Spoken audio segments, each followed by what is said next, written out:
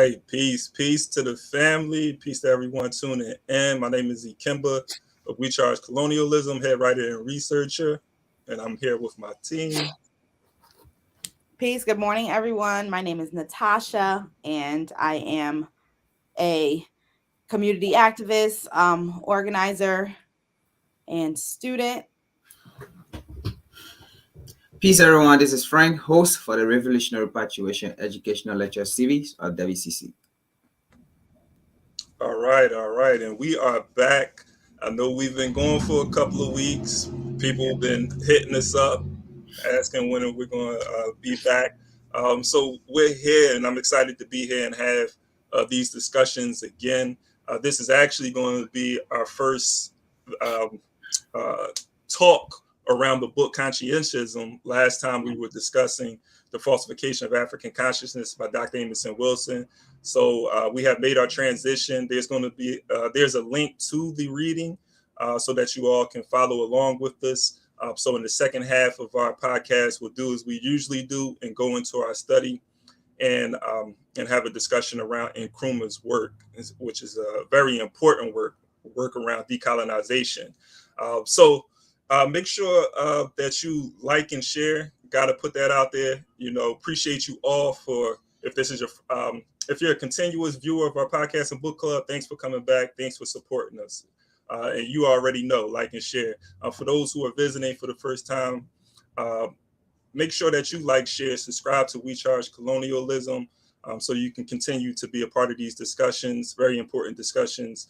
We Charge Colonialism is a grassroots think tank, and we are focused on the decolonization process. We are focused on uplifting the social conditions and problems of African people around the world as it relates to colonialism.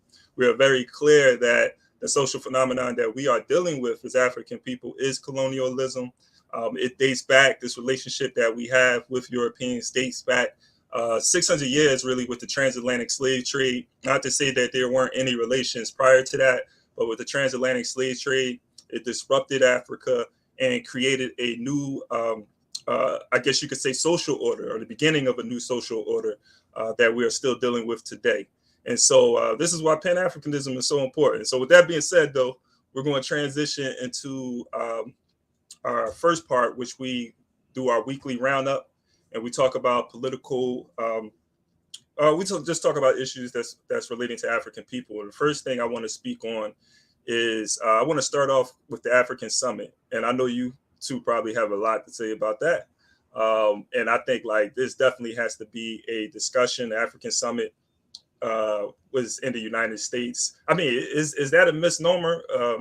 I don't know, but the African Summit was in the United States in DC, a 3-day summit in which the Biden and the Biden administration sat with African leaders of 50 nations. I'm not sure if all the nations showed up.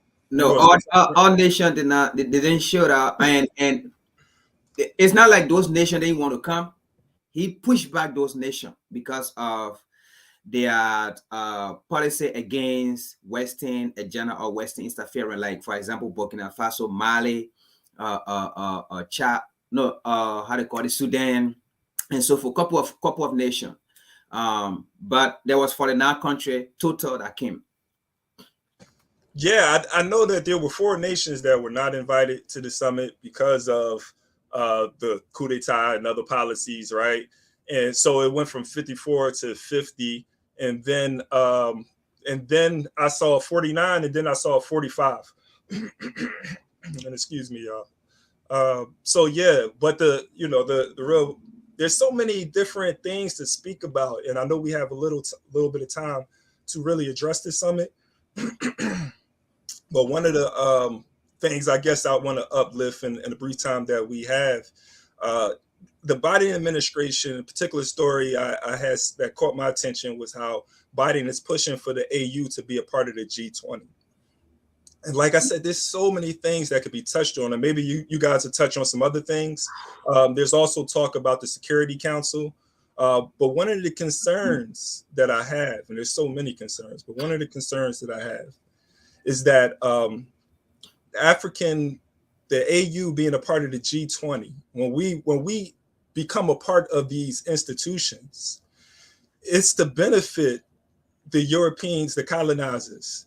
And I say that because we shouldn't be pushing to be a part of a system of oppression and exploitation. And so it may seem like a good thing to be a part of this G20, but the G20 policy, for one, is going to concentrate the African nations. I need some water. It's going to concentrate the African nations into a single voice, which is what we're pushing for. We are pushing for that. But who are these? When we talk about the AU being on the seat of the G20, like what voice, what is the interest, or what agenda does those leaders have that are part of the AU? Because we can sit here, we already know the contradiction with the AU, and we could talk about that all day, African leaders all day, in regards to what they're doing for the people within their respective nations. Now to have this concentrated voice sitting on the G20 that's pushing this international political economic order, not looking to dismantle it, not looking to overturn this order, but to look and push it and get a piece of this international and global pie, is not going to benefit the African working class. And this is just one issue I want to address, and it's for the sake of time. I actually think we need to do a whole segment around this African summit. But did you guys have any other thoughts? And there's also the other thing with the Security Council, but I wanted to see if you had any thoughts.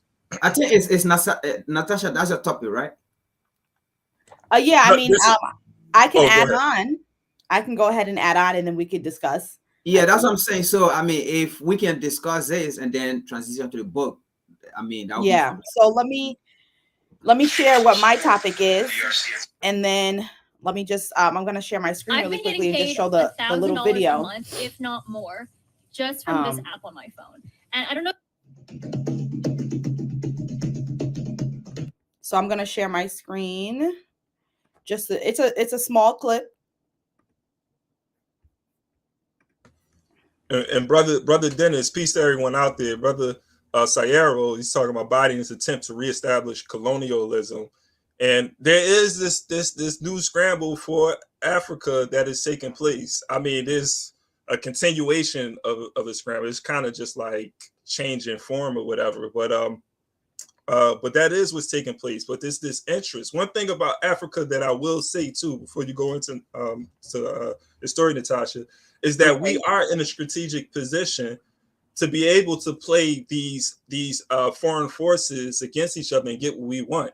Like there's going to be an African stance, and we can sit back and say, hey, we're not getting involved. We have a position, and our position is to not get involved in the conflict that's taking place between these foreign nations, whether it's China and the US, Russia and the US, and so forth. And we can have a diplomatic stance. It's so at the end of the day, it does put us in a strategic position where we could say, what can y'all do for Africa? And we are going to build relations or go to I guess you could say, who's offering the most for African people. What foreign policy that you have is going to benefit African people the most. And this is why the US is trying to jump into this struggle right now over the resources of Africa. But go ahead. I'm sorry. No, absolutely. So speaking of the resources of Africa, for my story, it's talking about how Zambia and the Congo, the Democratic Republic of the Congo, are signing. They signed during this U.S. Africa summit an MOU for the United States basically to come in and from what we could see, possibly not just come in. We know that with the history of European involvement in Africa, they're not coming in to be partners. And so this is just a clip of the video.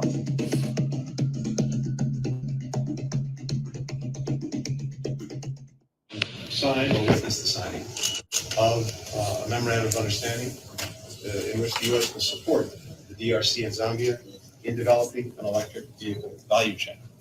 I really want to commend the DRC and Zambia, their governments, for their leadership and vision in developing an electric vehicle battery council. This is the future. and it is happening in the DRC and the Zambia.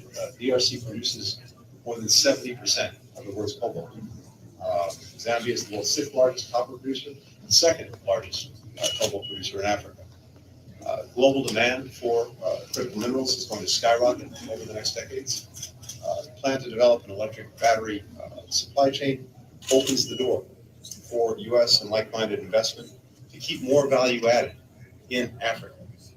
Electric vehicles help reduce carbon emissions. They support the global response to the climate crisis. This memorandum of understanding that we're about to sign signals the support by the U.S. government for what is a very important project between the two countries. Different government agencies, USAID, Commerce, the Trade and Development Agency, are exploring technical assistance for the EV supply chain. Our Exim Bank, the Development Finance Corporation, will be exploring financing and support mechanisms for investment in African electric vehicle value chains.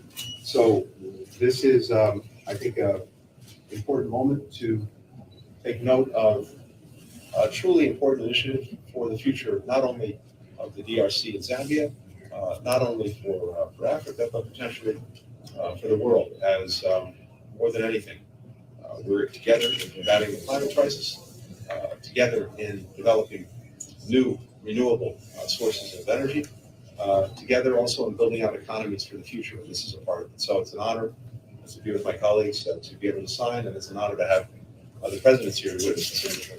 So with that. So we'll just stop it right there. But yeah, so basically with signing this MOU, when we're talking about the US coming in, and one of the things that they mentioned in the video, obviously, is that the DRC produces 70% of the world's cobalt, and Zambia producing a large amount of cobalt as well as copper. These critical materials and minerals, right, that are needed to run batteries and our smartphones and all of these things that the industrial West depends upon. But we know, like, this has been the case for many years. And so within the people, even the people who are within the Congo for all of these years, as these American multinational companies have been getting these minerals from there, there's never been any benefit to the actual countries or to the actual people who are within these countries. You have people who are even mining, and to even mine these materials is dangerous, right? It's dangerous for the health of the people who are doing it because of the exposure that they get to these heavy metals, but also to the environment. This is in the place where they live. So it's not just like when we're talking about these minerals that we can only think about them as resources, as the industrial European worldview has come to make people around the world see them as just these materials, but not looking at the earth as something that we need to not extract from, not be careful of, not protect, so that this is just for our consumption and overconsumption. When we think about having, iPhones coming out every year, a new car coming out every year. I mean, when we think about capitalism and this excess, and that there's never an end to anything, right? At the expense of who? At the expense of pregnant mothers who have high levels and are giving birth, to children with birth defects, or, men who have these high levels of metals within them.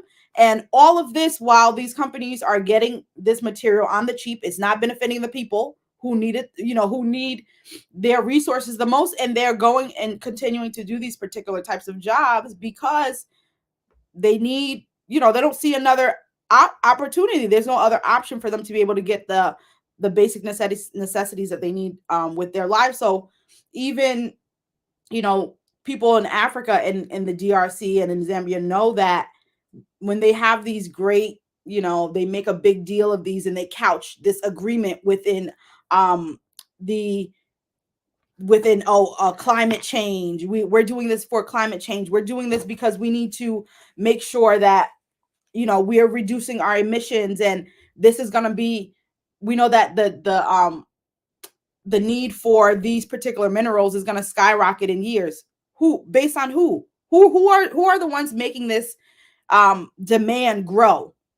And we're doing all of this based on whose need and based on whose value and based on whose outcomes that are going to be the best. And we know it's not going to be Zambia or the DRC. People may be wishful and hopeful that this is going to bring Africa where, you know, it needs to be.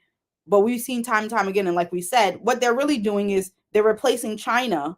They're trying to replace China within Africa and be the ones who get to control the minerals. Yeah, indeed, and appreciate you for bringing this story up, and we can see this connection to this African summit, where America, the West in general, you know, wants to dictate Africans' direction into the future. But that's where I go back to the strategic position and needing to have leaders that's not going to sell out the African working class. Because being a part of the G20, being a part of this European project is not the answer for African people. It may be the answer for some Africans, right? But not for the majority of Africans. And if it was, we wouldn't be in the position that we are in 2022. There's a lot of things that can be solved. I mean, today, there's going to be thousands of people around the world, thousands of people on the continent of Africa, but around the world that's going to die today from starvation, from hunger, right? And that's a problem that can be solved. But the ruling class, those who are in control of this international political economy, is not really concerned about those people. They're concerned about their interests. They're concerned about creating wealth for themselves. If it trickles down to some people, that's cool. But in regards to these resources too, I mean, you made a great point in regards to this treating of resources as if it's infinite. Like, resources are finite, and we're using these resources with no thought or action, just generally speaking, about how it's going to impact the future. And that's a serious problem. That's something that, you know, this is why African people have to take control of those resources and not let these foreigners bleed us dry for their own expense. But I don't know, Frank, if you wanted to add something, go right ahead. Yeah, sure. Let me get to the G20 for the reason why the United States or President Biden is advocating for the AU to be part of the G20. As we all know, in the first place, recent time what been unfolding on the African continent, well, every continent in the world want to have part of the African continent, and we have seen the fight over Africa from the United States, that of Europe, and that of the Asian country, how they have been fighting over the African continent for some period of time now. And quite recently, we have seen the issue between Russia and Ukraine in their local affair in that part of the region, where African nations have esteemed themselves and they have decided not to be part of it. And where it came a time, the United States wanted to use her force, as she has always been doing, threatening African nations to be on her side.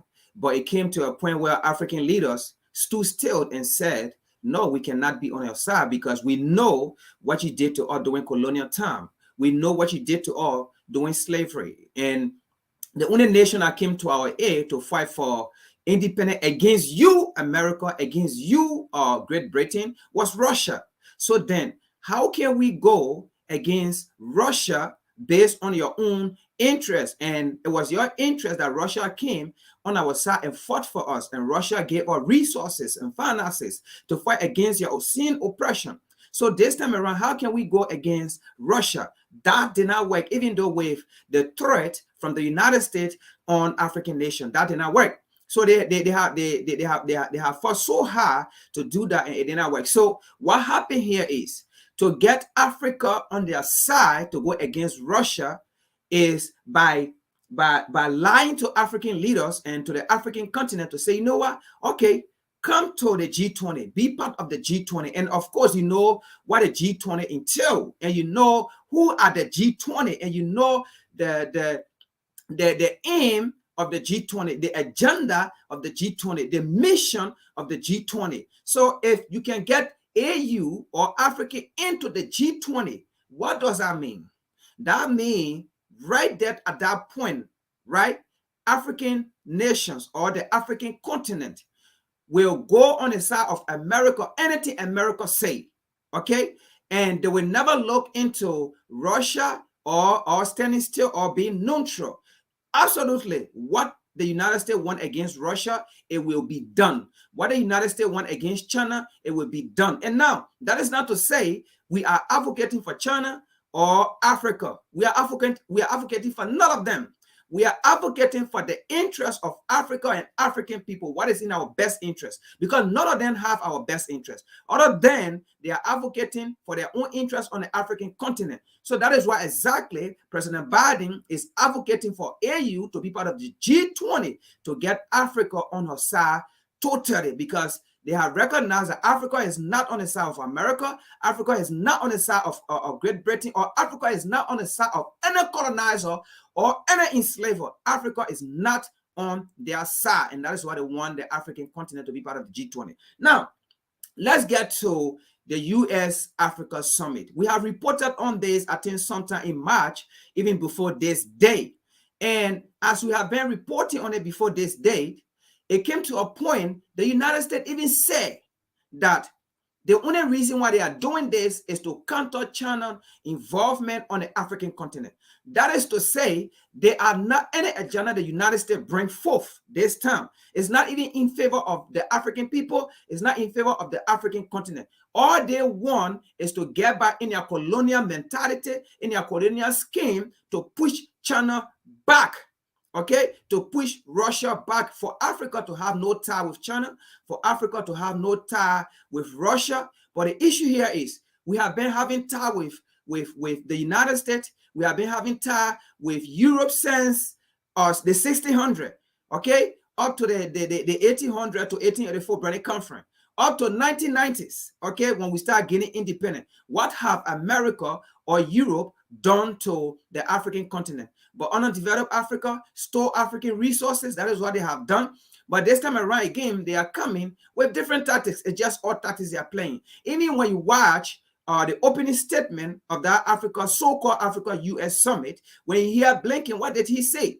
He said, this thing going to benefit both Africa and the United States or Europe, or Africa is the future. Of course, we know Africa is the future. They don't have to tell us. You don't have to. We don't need no white man or no European telling us Africa is the future. We've been knowing that Africa has been the future, not the future, but Africa has been the future from day one. Okay? And he made a serious statement, and that is what caught my attention. He said, the good thing about it is, United States is the one that bringing the resources. What is that resources that Blinken is talking about? United States is the one that bringing the resources. United States is not the one that bringing the resources. Africa is the one that bringing the resources. Africa is the one that been bringing the resources. Africa is the one that been bringing the labor force. When you talk about both the labor force and even the natural resources, it's Africa that been bringing it. It's not Europe. It's not America. America have done nothing for Africa or African people, but Africa have done more and more and more for America and American people. Africa have done more and more for Europe and a European than what they have done to us or what they have done for us. They have done nothing. So Blinken, the United States is not bringing resources. It's Africa bringing the resources. It's Africa resources that you people want. And that is what Dr. Arikina said. What is the agenda of Africa to the US-Africa Summit? And if you ask me, up to now, there is no agenda. African leaders were just saying, no, how can we do this? Well, we need to do this. There was no agenda, because if Africa have an agenda, they all should go with one voice. They all should go with one letter. They all should go with one agenda, and they all should go and read one agenda. Then the other leader coming reading this, the other leader coming reading this, the other leader coming saying this. That is not agenda. That is just everybody partaking in an agenda of the United States, because the United States have an agenda there. And Africa did not have agenda. Africa went to listen to the agenda of the United States and Europe, because Europe and the United States, they are working together. So the United States is the one just on the forefront, but these colonizers, they are working together and they have an agenda, but Africa did not have an agenda. And that's the situation, that's the question we are asking. So that Africa-US summit, it was not in favor of Africa, it's not in favor of Africa, and it's not going to be in favor of Africa, and Africa is not going to bow down to it. They fight that in the first place. They did not invite a certain nation. They only invited nation that they feel they won. They feel they can control. They feel they have connection to. They don't want to invite nations that are backing off on colonial rules, colonial mentality, colonial oppression, and they did not invite them. That in itself tell that United States is not yet ready for peace. Oh man, that's a lot to digest. Most definitely. You know, this particular summit, you raised a lot of great points. One thing is that there wasn't an agenda, and this is the U.S. calling these African leaders and kind of saying like, hey, you know, like this is our plan for you guys. You know, it wasn't as if Africa was going and saying this is what we demand from you. That wasn't happening, and so that's a problem. The U.S. at the end of this particular at the end of this summit, there was a pledge of $55 billion, something like that. There was a pledge. We know how pledges go. I mean, there's billions of dollars that the I think it was the United Nations, particularly the more advanced nations, had pledged to Africa.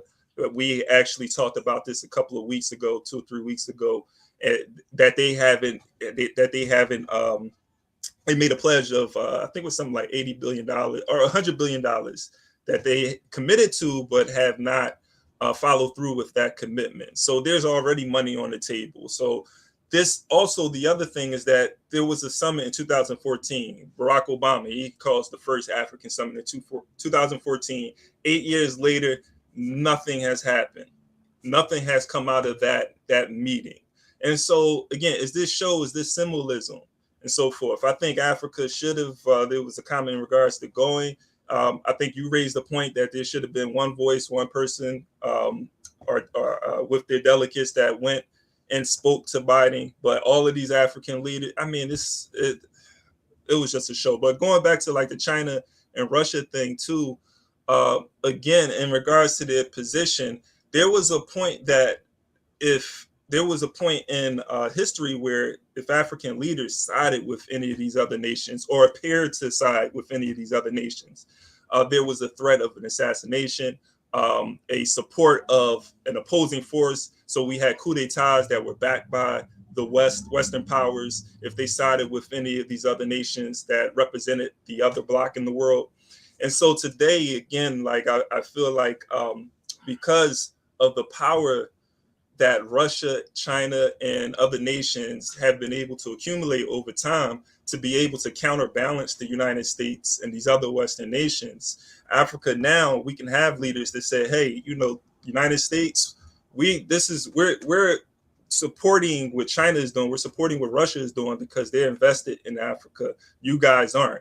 And so now the U.S. has to go to Africa and they have to say, this is what we're going to do for you guys. But again, it's all about the leadership of Africa that's going to change Africa around. Because if we join these organizations like the G20, the United Nations, and we don't have this agenda to dismantle the political economy, and I'm talking about the way dismantling it in regards to the structure and how it benefits Europeans overwhelmingly as opposed to benefiting Africans, then that's a problem.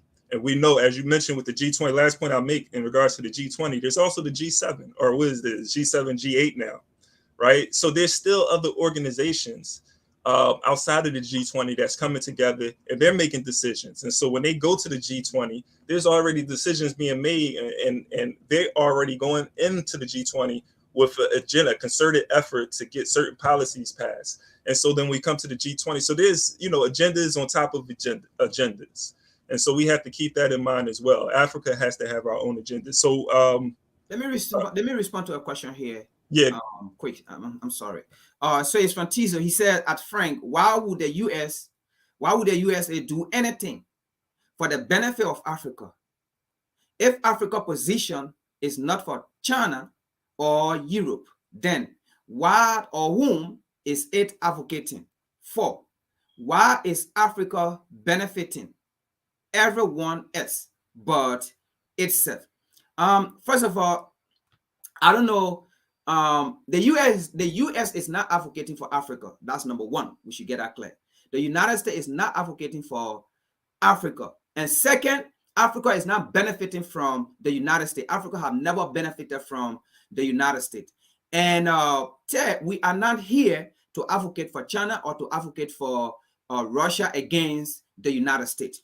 What we are saying here is they all have their interests on the African continent. Now, what we are looking at here is who Africa can make business with, right? And Africa succeed, and Africa rise, and Africa come on top, okay? Who can let Africa to freely exercise her right, to freely exercise her self-independent, okay? To freely exercise or control her resources, okay? Without any fear of interference. The United States can do that. Great Britain can do that. And we have seen that over the year.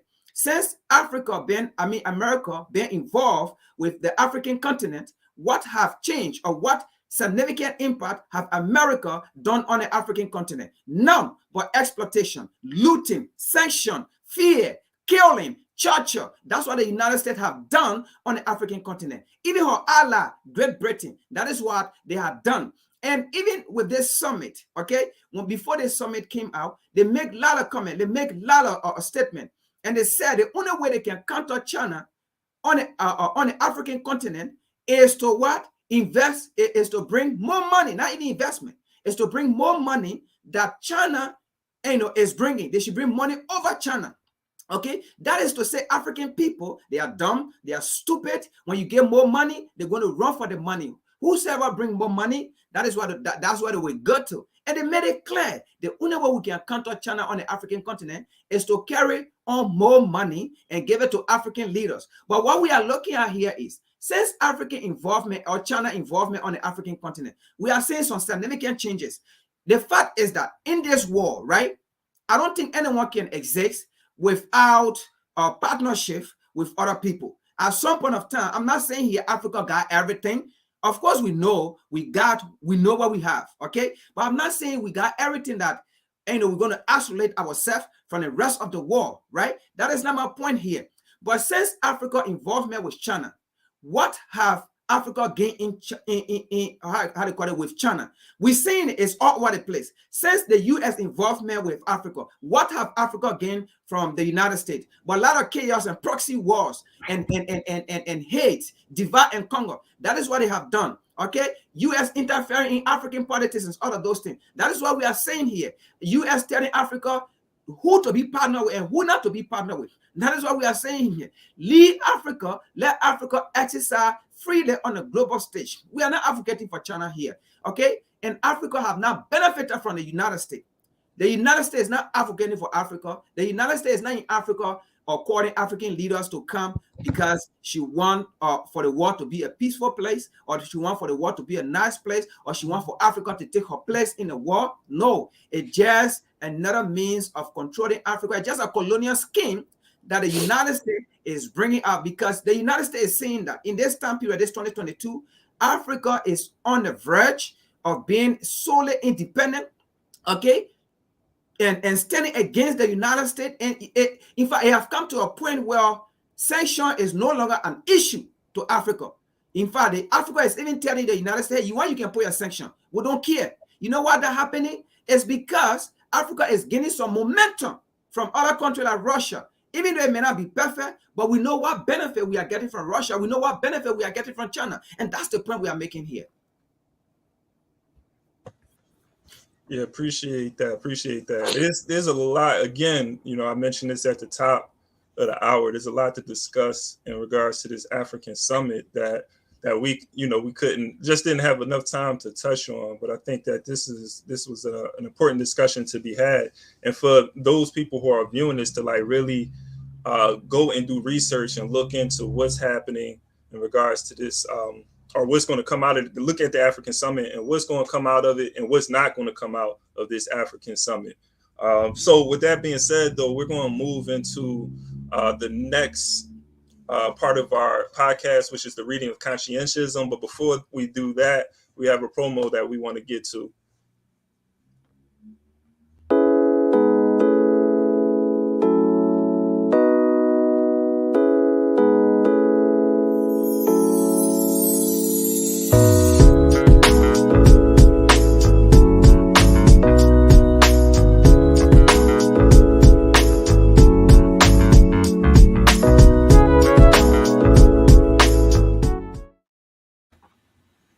All right, peace. And so, yes, so that was the promo for a Black Power Fund that anybody who is a farmer, a garden, put your hands to the soil, definitely go to our website, wechargecolonialism.org, and register for the Black Power Fund. It's our way to support food sovereignty, right? In a way to control and support those who are African people who are looking to control the land. Take back the land, right? So go to our website, like I said, wechargecolonialism.org, and register for the Black Power Funds coming in 2023. And yeah, so stay tuned for more information about that. So I'm going to pull up conscientism on the screen so you guys can follow along as well. And we're starting from the first chapter. For all of those people who are following along, again, like and share the podcast. Book club. We're here every Saturday at 10 a.m.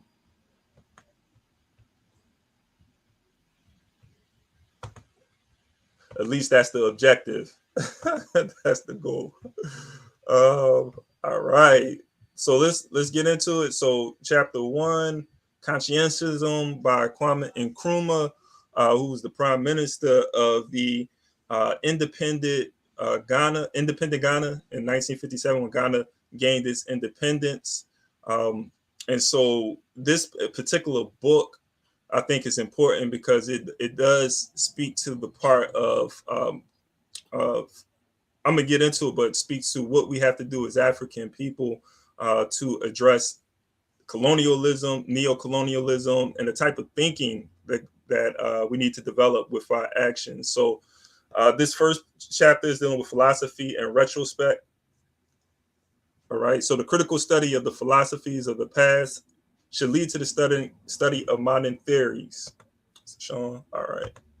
Of modern theories. For these latter, born of the fire of contemporary struggles, are militant and alive. It is not only the study of philosophy which can become perverted. This study of history, too, can become warped. The colonized African student, whose roots in his own society are systematically starved of sustenance, is introduced to Greek and Roman history, the cradle of history of modern Europe, and he is encouraged to treat this portion of the story of man together with the subsequent history of Europe as the only worthwhile portion. This history is anointed with the universalist flavoring, which titillates the palate of certain African intellectuals so agreeably that they become alienated from their own immediate society. For the third category of colonial student, it was especially impossible to read the works of Marx and Engels as desiccated abstract philosophies having no bearing on our colonial situation. During my stay in America, the conviction was firmly created in me that a great deal in their thought could assist us in the fight against colonialism.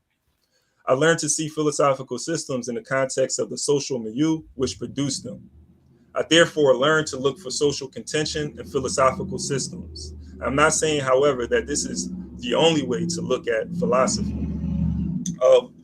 Before we go any further, because I think there's a lot that Nkrumah says within each paragraph that needs to be addressed. So, the more I read, I feel like there's going to be a lot that we have to touch on.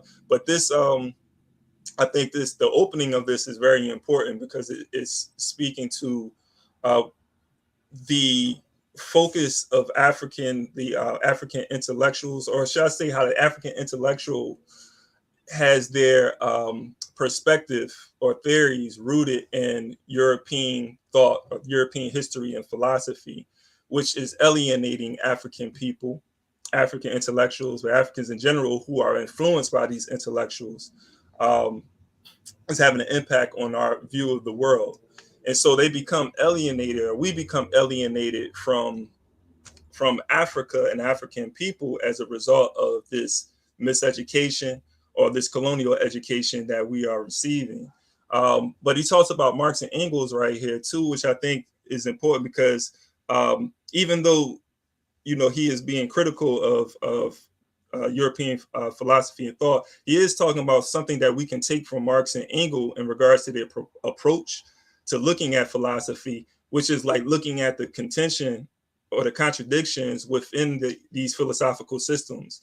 And these sort of, I'll leave it here, but these this contention that exists throughout history through these philosophers is exposing contradictions within the philosophy. I mean, within the environment, within the world, because they're seeking to understand the world. But it's not as if one person has the answer. But I think the important thing is that there's something that can be taken away from this way of trying to understand the world. But did you guys have any thoughts on this particular part? I think a couple of things that stood out to me in terms of what they're talking about was the way in which this European ideal of what history is done with this, as he calls it, anointed with a universalist flavoring. So thinking about the way that Europe has created the history based on European history and made it a universal history. How when you're learning, any history, it's the history of Europe with, the sprinkle of what other, what they've done in other places that where, people who are not Europeans are. And so you then go, which is then connected to what we've been talking about when we were reading Dr. Amos's Wilson's book about the falsification of African consciousness, which then leads to also what he's talking about, this cultural alienation that happens with African people who then take up this view of history, and then informs how they see things. I mean, even informs how, you see philosophy and what you accept and what ideas you accept. And goes back to what we've been talking about current African leaders and thinking about the cultural alienation, in terms of the way that they see the world through European eyes and historicity, that they, don't act with an agenda that is beneficial for African people. Yeah, in adding to that, in adding to that, as well as what Nkrumah also trying to point out here, is that he also saying that even with the European narrative perspective of how the world should view history, he's kind of pointing thing out that we African, it is indeed proving fact that our history is different from European history. And our history is even richer in humanity than European history. And he's saying that if European can become critical of our history, of our story, of our identity, right? Why can't we African be critical of what they bring to us? That is what he also saying here. And Europeans have done that time without numbers, being critical of our history, right? Of our identity. Now, how did they do that? The way in which they are critical of our identity or history is by lying on their platform, on social media, about who African are, about how Africa look like, how Africa is nasty, disease, and all of those things, right? They have been able to perpetuate those lies on their media, on their platform, about Africa don't have history, about how we existed before, we were controlled by alien that came from space and UFO and all of those things. So they try to put our history in that kind of perspective, okay, of being so critical of it. So Nkrumah is also saying here, right? we can be critical of their analysis of what they bring to us too, because the reality is what they bring to us, it never benefit us, right? What they bring to us, it make us look stupid, it make us look ugly, it make us look dumb, okay? And we read this same book and we think they have the higher IQ than Black people. So he's just trying to tell us that we should also be critical of them. If someone is critical of you, that also means be critical of them. Indeed, and you know, I'm a continue to read, but just another quick point is that, you know, when Nkrumah is bringing up Marx, right? I think that's really important because he's speaking how Marx and Engels is really addressing the contradiction in philosophical thought, and I think that's an important thing to take away from this. As we continue to read, we'll see that.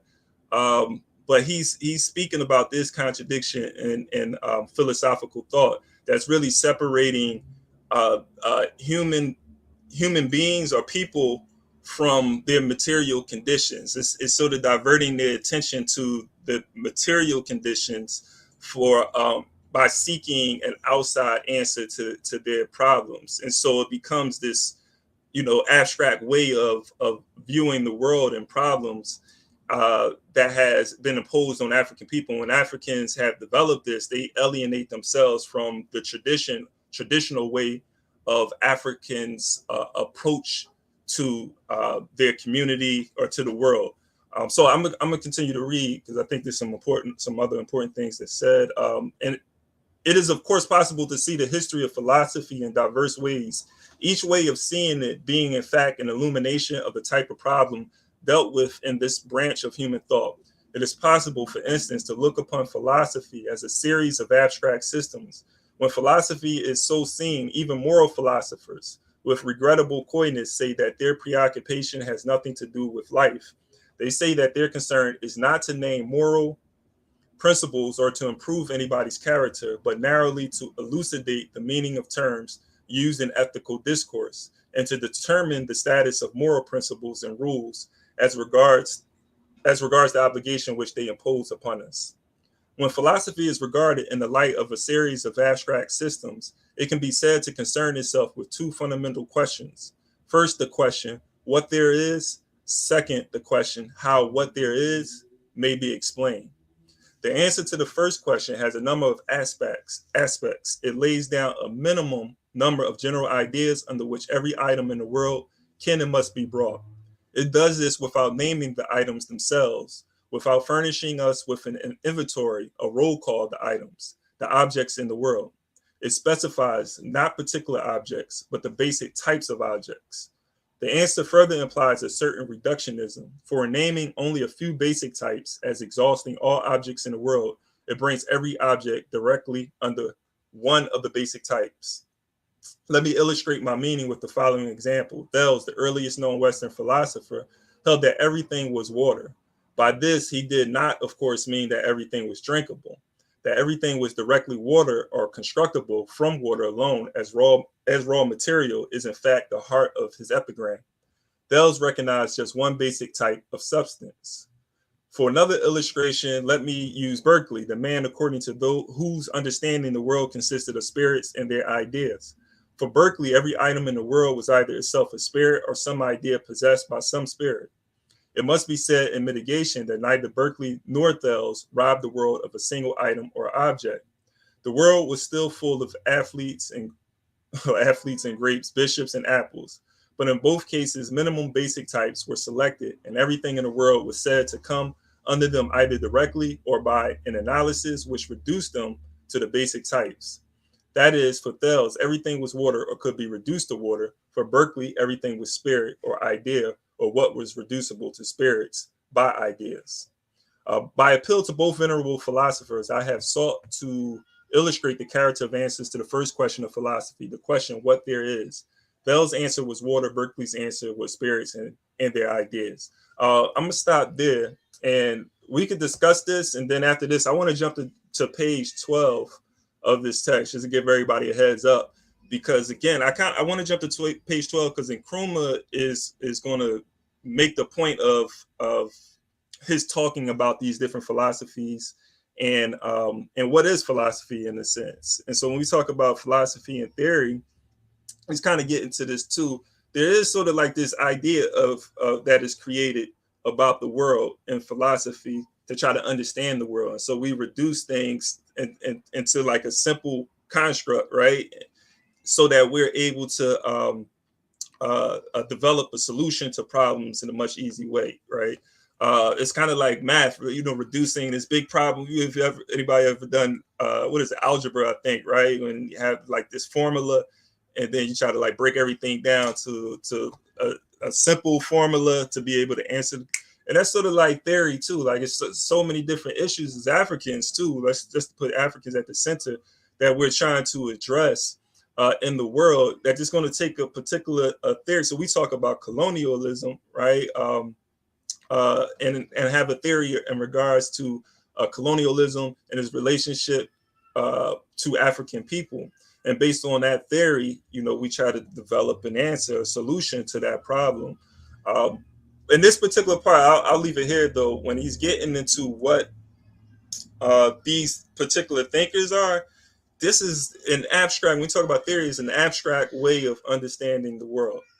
Now, in page 12, he's going to critique what this is doing and how this is contradictory to the material problems that we are facing in the world. But did any of y'all have any thoughts on this particular section? Yeah, let me just add to what you said there, and even in kind of a measuring like water. If someone tell you, say, this is water, that doesn't mean it's drinkable and all of those things, right? And he kind of link it to philosopher, right?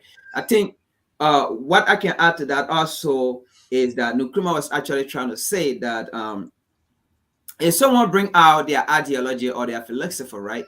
I mean, it's their philosopher. It's something that in themselves, they think is going to benefit them. But equally so, if they come to you to try to tell you, to convince you that this is, if you add 1 + 1, it's going to give you 2.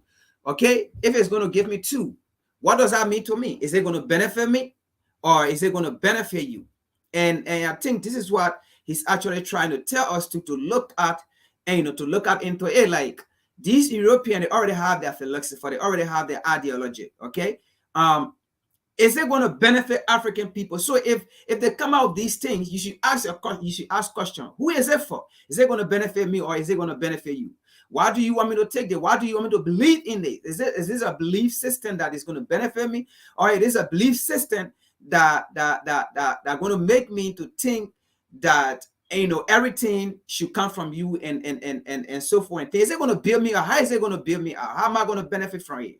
And what is it going to do for me? These are the kind of philosophical questions we should be asking. These are the kind of questions we should be asking, even trying to like identify ourselves with these colonizers, even though it's now my intention to identify myself with them in a way. But the issue here is he's also trying to tell that if they bring their educational system to you, their curriculum to you, it is a philosopher. But the question here is, why should I learn it?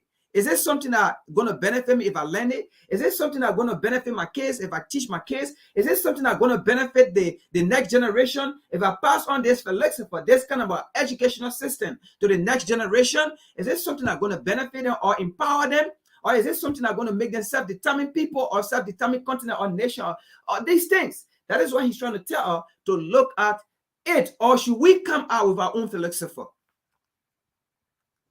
I would just add too that in terms of the philosophy and the ways in which people come about creating their ideas of what the world is and why things exist is also, as he mentioned in the beginning, connected to their social milieu. So whatever their environment is, whatever their society is, whatever their experiences within those particular environments are directly connected to the way in which that they see their world. Even going further into their history, right? Their lineage, that collective historical history of their particular culture informs how they're creating these philosophies, how they're coming to explain the world and see the world.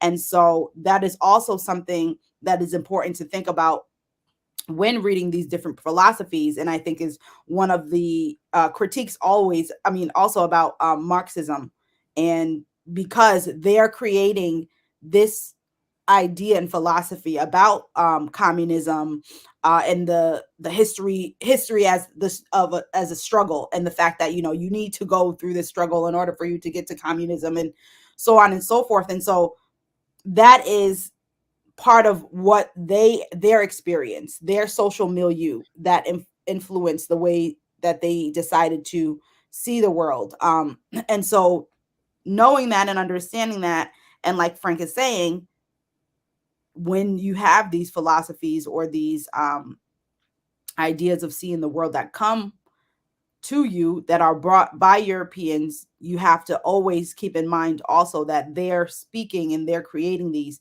based on what their experiences, based on what their social systems look like, and based on what their culture, you know, their historical culture has been. Hey, indeed. So I'm gonna jump into this part right here. I think I raised some great points.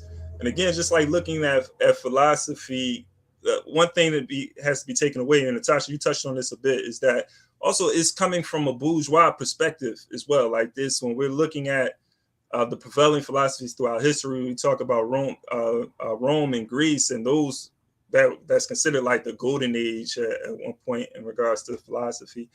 From the Europeans' perspective, if you look at those philosophical thoughts and who they're coming from, they're representing a particular a class of people too. And so I think that also has an influence on the philosophy, and what they're focusing on. And so, you know, Marx gets into this contradiction in regards to the inside outside. And let me read this, and we could discuss further. But he says, this is on page 12, the top. But especially when this conversion is thought to be reversible, a definite contradiction is created in society. The contradiction between interests inside the world and interests outside the world. This kind of contradiction is made articulate in religion. In Christianity, for example, we are enjoined to lay up treasures in heaven where moths do not corrupt. We are also ensured by St. Augustine that though we are in the world, we are not of it, being wayfarers.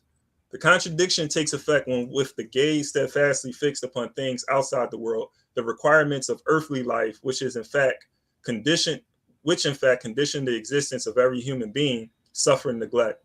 This opposition of interest, this social opposition between inside and outside, is dialectical in nature and can be used to explain the course of many societies, including African societies.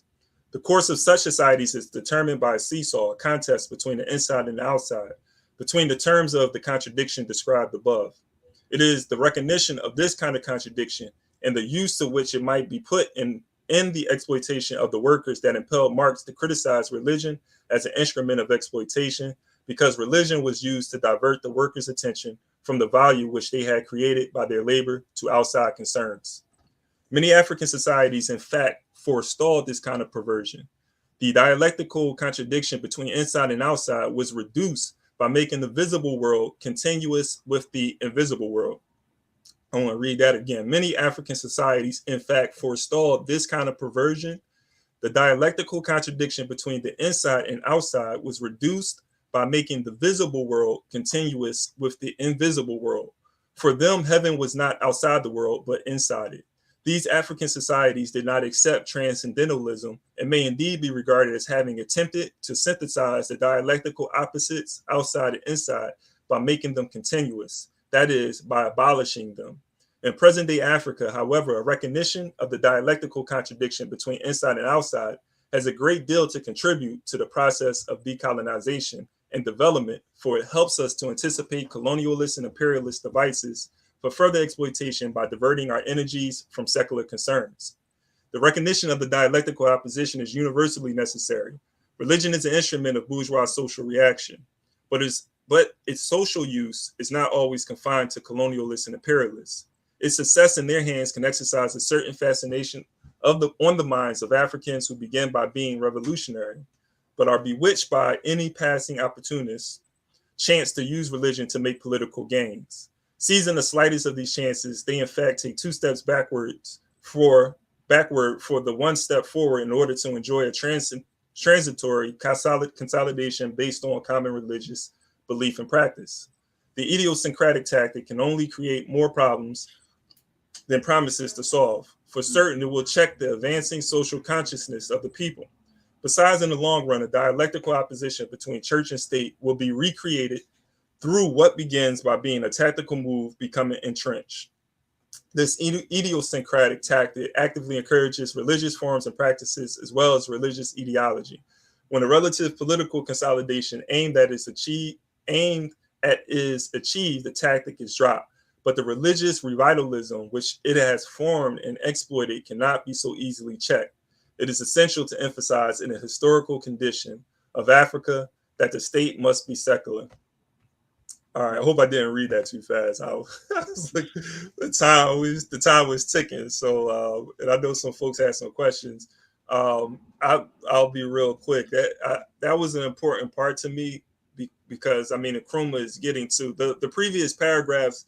He's kind of like hammering home the point. That's why I skipped to page 12 because he's hammering home the point in regards to how philosophy or what is philosophy and how it is used in the European context. So he goes into Thales and who was the other philosopher he used, but he goes into these philosophies for a couple of pages and sort of explaining the history of that philosophy and how it's used. And so, but he's talking about it in the sense of what we have to be very conscious of when we're looking at philosophy in the European context and how it has influenced Africa as well. And so in this part where I'm reading at now, or I just finished reading, he gets into this contradiction of what philosophy does and how it has negatively impacted African people.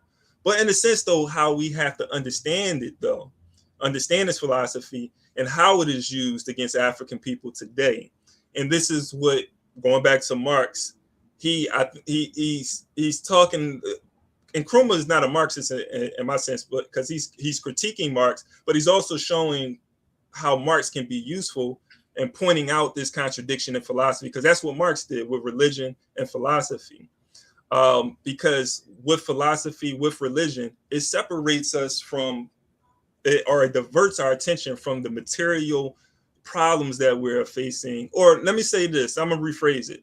It doesn't necessarily separate us from, because we understand like the material conditions and problems that we have. We're not naive to the fact that, you know, people are living in poverty, we're starving, and we need to do something about it.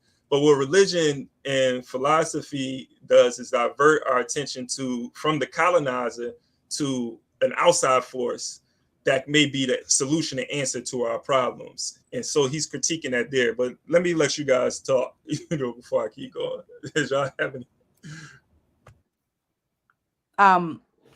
I did, yeah. Just going on what adding on to what you were saying in terms of the way, the point that he's making, that we have to be careful to look at the way Europeans use religion and use philosophy in order for African people to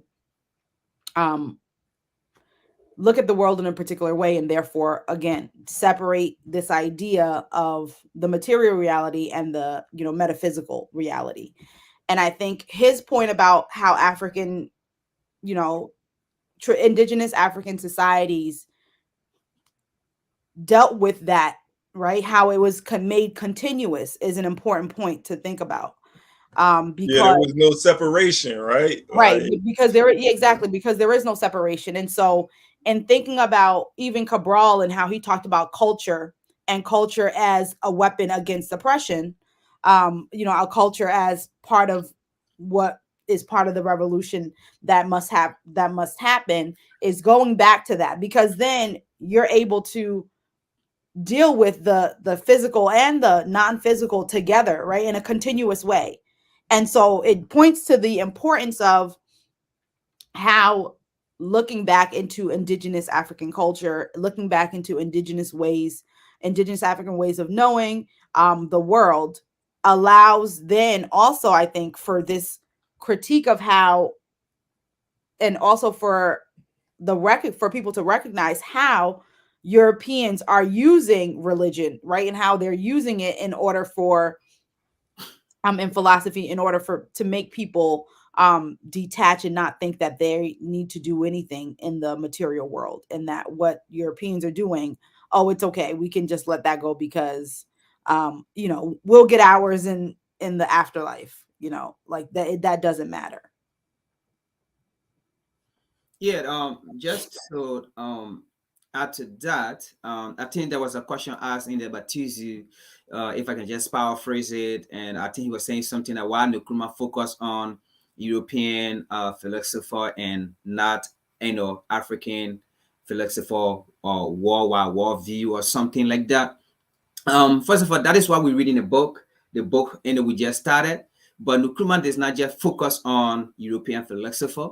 And I think if you're listening, part of where Brother Nkrumah read, Dr. Nkrumah he also mentioned about the African philosopher, what we did before, what worked for us versus when a European philosopher came, what we did and what is not working for us. So the book is there. So that is why we're going to take time, we read. And that is why, as we read books like this, it will enable us to understand where we were, where we stand at this current point, and what we need to do, right? And even adding to that, okay, just another view to just add to this whole perspective of philosophy, okay? Again, Nkrumah is even also telling us in this current time, okay, we're going to see a lot of philosopher programs, okay? A lot of programs from the European, and we can see that at this current time, we have a lot of programs, are being, proliferating on the African continent from the West, okay? And all these programs are just tactics. All these programs are fake. They are not programs, right, to uplift African people. They are just programs, right, to carry African people back to sleep, to make African people feel that, okay, America or the European or the colonizer or the imperialists, it is time that they are already coming in to help and all of those things. We should be mindful of these programs. That is just part of the philosophy that Nkrumah is talking about. Be careful of them. Okay, we're going to see a lot of programs. We're going to see a lot of helps, a lot of helps going to the African continent. Okay, from Europe, from America, and we are saying that we should be careful of them. They are not helps. Yeah, I think and going to the point you just made, I don't know if this is the same question. It seemed like the same question you just addressed in regards to Nkrumah negate thousands of years of African culture. Like we have to understand the history, the general history of African people, and also understand that we are individuals that have our own experiences as well. And so Nkrumah, understanding Nkrumah and where he was educated at, where he received his education in the West. But looking at what Nkrumah did with that education, like if you look at Nkrumah's work, Nkrumah is critiquing, he's criticizing the West and Western education. And so, this, we can't sit back and say, like, why didn't he do certain things? He contributed in the way that will be beneficial to African people, where we say, hey, we can look to Western culture and Western civilization as the answers to our problems. And so it's the job, I think, of us to understand that, Nkrumah and many others told us we have to center Africa. And so there's other people, you don't have to read Nkrumah and you shouldn't read Nkrumah to learn about African traditions and cultures. There are people who actually focus on that we should be reading and looking to. But it's people like Nkrumah that has us develop this decolonization, to develop a decolonization process where we begin to seek out these things, right? So we have to be we can, say the same about Malcolm X, right? Like Malcolm X didn't teach us a traditional African spiritual system, right? But what did Malcolm do? Malcolm had put out a certain mindset where now there's African people in America who develop holidays like Kwanzaa and systems and cultural systems that was based on what Malcolm X told us to do, was to turn back to Africa. And so, we just have to put things in context and understand the contributions that these individuals had done in whole, as individuals, will take it all together as a whole. That will help us transcend our transcend this colonial, phenomenon, if that makes any sense. Yeah, I mean, this was a man that escaped 5 assassination attempts based on, based on his ideology that he have, with European educational system, and he's trying to distinct it from that of African perspective. 5 assassination attempt, and by who? By the same European in America, that wanted to assassinate this guy because of the knowledge he had. And I think too, when thinking about that, as Akimba brought up, when we're, thinking, and when we're reading, our historical,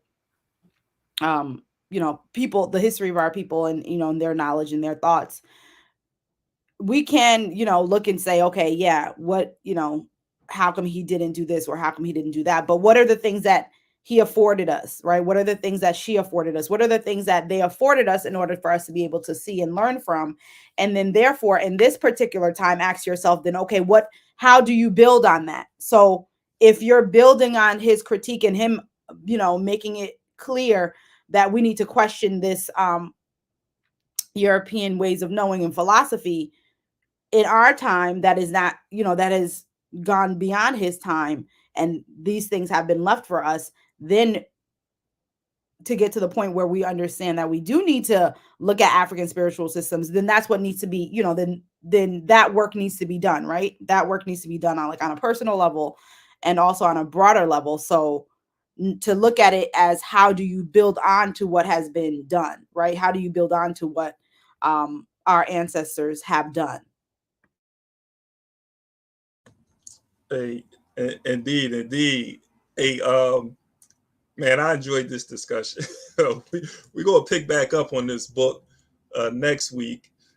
But if there's anybody who wants to join a more in-depth discussion around this book, you can support us, become a Patreon member. We continue these discussions on Sunday at 11 a.m. And that's a way to support our think tank. We have some big plans in 2023, man. I've been thinking about We Charge Colonialism and our impact, or what we want our impact to be in regards to this process of decolonization. And I'm just very excited about going into the new year, and what we're going to bring to the people. So, but you can support us, become a Patreon member. Also visit our website, wechargecolonialism.org. We talked about the Black Power Fund earlier. So if you're a farmer, if you know any farmers, any gardeners, people who are working the land, it's all about food sovereignty for African people. You can let them know about the Black Power Fund, and we can get them some support. And make sure that you subscribe. Oh, go ahead. I think you can apply for it from anywhere, right? And anywhere in the world, you can be anywhere and apply. Oh, yeah. And anywhere in the world. Ms. Hattie, correct me if I'm wrong, but you could be anywhere to apply for that. Okay. So again, I want to appreciate everybody for joining this discussion. Yeah, I raised that. Joining this discussion. We are going to be back next week at 10 a.m. Also next week, Sunday at 11 a.m., we're going to have a discussion around the falsification of African consciousness. This is one of the things that we want to do in regards to these book readings, is when we're finished the books, we're going to have a overall discussion around the book that we just read with those people who are part of the larger book club. So next week at 11 a.m. Sunday, we're going to revisit The Falsification of African Consciousness by Dr. Amerson Wilson.